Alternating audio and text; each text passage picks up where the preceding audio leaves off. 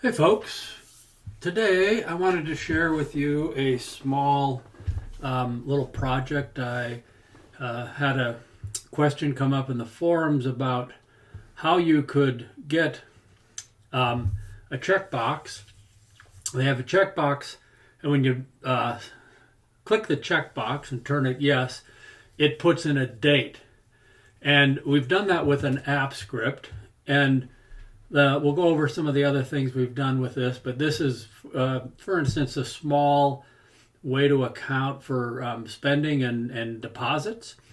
And so, what the person wanted was for the checkbox to then put in the date that the checkbox gets checked, but also they didn't want to be able to uncheck the box and then check it again, because then the on edit script would change the date. So what we've done is after the checkbox, let me demonstrate here. If I check the box, we'll get a date, today's date, and it then changes this cell to deposited and removes the checkbox, so that you can't really change that back again, without modifying the dates and so forth. So that's the checkbox, that's the dates, and we just have some random amounts in here, and then we have a drop-down menu to for different accounts. And then what we did in this example is put in a pivot table and set this pivot table up with we set the pivot table up here. I'll edit that and show you. We have done the pivot a pivot date group showing the day and month. So in this pivot table, we can see by month, by day, and month, which amounts of monies went into the two different accounts that we have here. But then we also wanted to demonstrate here how we have a date here, and in this cell we have a query, and this query is looking at the date that we've chosen here and then giving us a sum of the deposits for that date. So if I switch this date to the 5th, you can see we have $11,000 deposited on January 5th. And here we switch this back to a date that doesn't have any. Let's see, move this over like this. And there's no deposits on this day, so we have a cell there telling us that there's no deposits.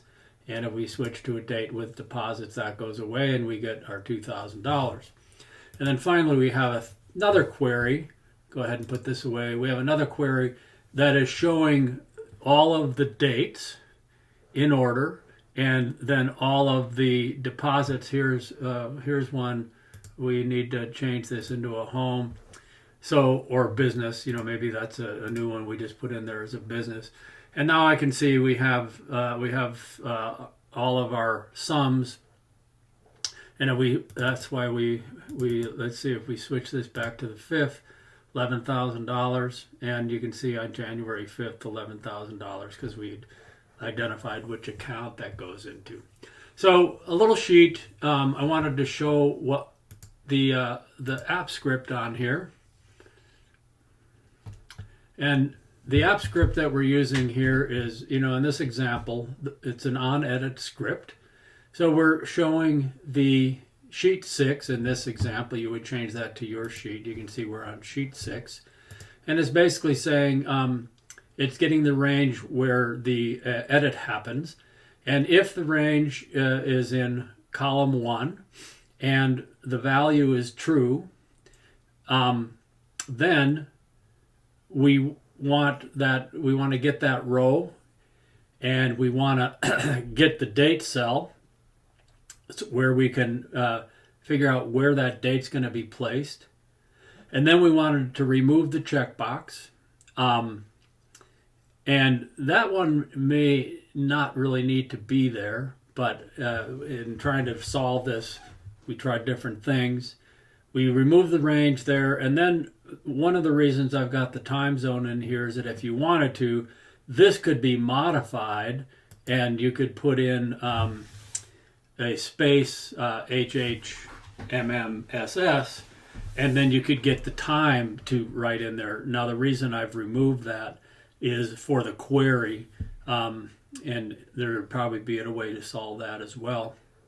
And then we set the value of our current date, and then we change the name. We actually write the word deposited in this value, in this range, this cell that we have had the checkbox in. And then an issue that we had was that we could get the word deposited in there, but then it popped up with a comment showing that that the cell validation was wrong because there had been a checkbox in there. So that's where we took this range, which we've defined here, the clicked range, and we cleared the data validations to clear that comment. And so that's the script. I'll go ahead and include that so you can see how that works. Let's just demonstrate this one more time. We put in a deposit. It gives us the date. We decide which account it went into. And now you can see all of the queries, this query here, the pivot table, all updated. And you should see that we have about 18,000. If we check that, we have 19,000 total, but we haven't deposited one of those. So you can see our total in the deposit field is 18,000. So just a little small example of using AppScript and some queries and drop downs and checkboxes.